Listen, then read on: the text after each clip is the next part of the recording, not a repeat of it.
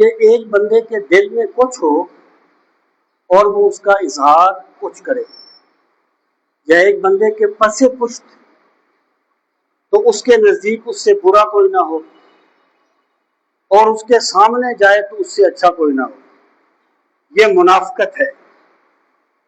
اور یہ نہ صرف یہ کہ اسلام کے منافی ہے بلکہ یہ انسانی قدروں کے بھی شایان نشان نہیں ہے۔ تو کسی نے کہا تھا کہ دشمنی تھی جن کی خالص اور ریا سے پاک تھی، دشمنی تھی جن کی خالص اور ریا سے پاک تھی، مجھ کو ایسے دشمنوں کی دشمنی اچھی لگی۔ اس نے دشمنی بھی کی ہے تو کھل کے تو کی ہے نا، تو منافق جو ہے وہ تو اس سے بھی آری ہوتا ہے۔ اور ایک ہے مربت۔ مربت کا مطلب یہ ہوتا ہے کہ آپ کا اختلاف تو ہے اور آپ اس شخص کے بارے میں وہ یعنی کہہ بھی نہیں رہے جو اس کے خلاف ہو جو آپ کے دل میں ہے، لیکن وہ شخص آ گیا ہے، بندے نے اس سے ملاقات کرتے ہوئے، اس سے کلام کرتے ہوئے اخلاقی قدروں کو ملوز خاطر رکھا ہے، اس کو مربت کہا جاتا ہے۔ یعنی اختلاف رائے ہوتا رہتا ہے انسانوں میں، یہ سوچنے کی دلیل ہے کہ انسان سوچتا ہے، اس لیے اختلاف کرتا ہے۔ جس نے سوچنا نہیں ہے وہ کیا اختلاف کرے گا؟ لیکن فساد اس وقت پیدا ہوتا ہے جب ہم مربت کو بھول جاتے ہیں، جب مربت کو چھوڑ دیا جاتا ہے۔ سامعین محترم، اس کو ایک مثال سے سمجھتے ہیں۔ ایک مرتبہ رسول کریم صلی اللہ تعالی علیہ وآلہ وسلم تشریف فرما تھے اور کسی قبیلے کا ایک آدمی آپ کے پاس ملاقات کرنے کے لیے آ رہا تھا۔ سرکار نے اس کو دیکھا تو آپ نے فرمایا، سیدہ عائشہ رضی اللہ تعالیٰ عنہ پاس موجود تھی، آپ نے فرمایا عائشہ یہ اپنے قبیلے کا برا ترین آدمی ہے، بدترین آدمی ہے۔ جب وہ آ گیا تو آپ نے اس سے بڑی مربت سے بات کی، اخلاقیات کو ملوز خاطر رکھتے ہوئے بات کی۔ تو سیدہ عائشہ کو یہ بات بڑی عجیب لگی۔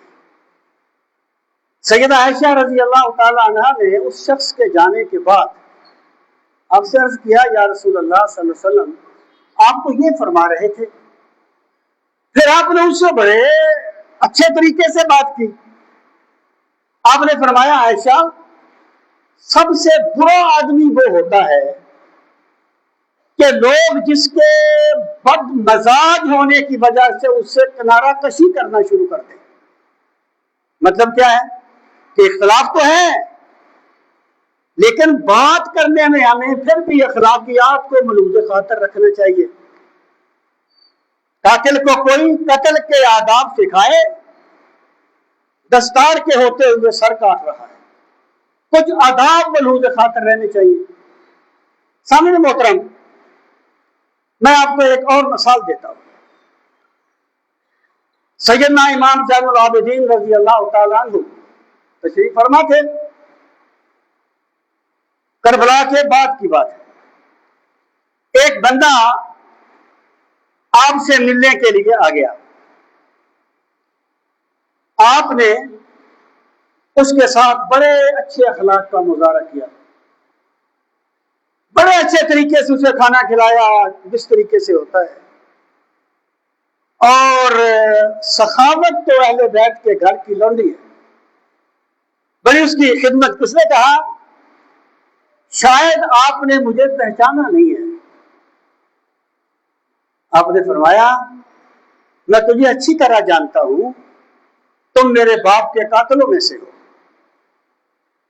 لیکن اس وقت ہم تمہارے مہمان تھے، تم نے وہ کیا جو تمہارا ظرف تھا، آج تم ہمارے مہمان ہو، ہم نے وہ کیا جو ہمارا ظرف ہے۔ اس کو مربت کہا جاتا۔ اب کیا خیال ہے جو سیدنا امام حسین کے قاتلوں میں شمار ہوتا ہے، امام پاک کے دل میں اس کے لیے تو محبت اور ٹھاٹھے نہیں مار رہی تھی نا. اس کو مربت کہا جاتا ہے, مربت. یار اختلاف ہوتے رہتے ہیں, خدا را اخلاقی قدروں کو تو نہ چھوڑیں یار. تو میں نے کبھی آپ کو سنایا تھا کہ ایک اختلاف ہو گیا, بڑے لوگوں کی بڑی باتیں ہوتی ہیں. اختلاف ہوا محدث لائل پوری مولانا سردار احمد خان رحمۃ اللہ تعالی علیہ اور حضور غزالی زماں امام احمد سعید کاظمی رحمۃ اللہ تعالی علیہ ایک مسئلے میں اختلاف تھا. تو فیصلہ یہ ہوا کہ حضرت ابو الحسنات قادری بہت بڑے جید عالم محدث فقیہ جو بھی آپ ان کو کہہ لیں, یہ داتا صاحب کے دربار کے باہر نکلے نا اس طرف, وہاں پر ان کی مرکز منور ہے.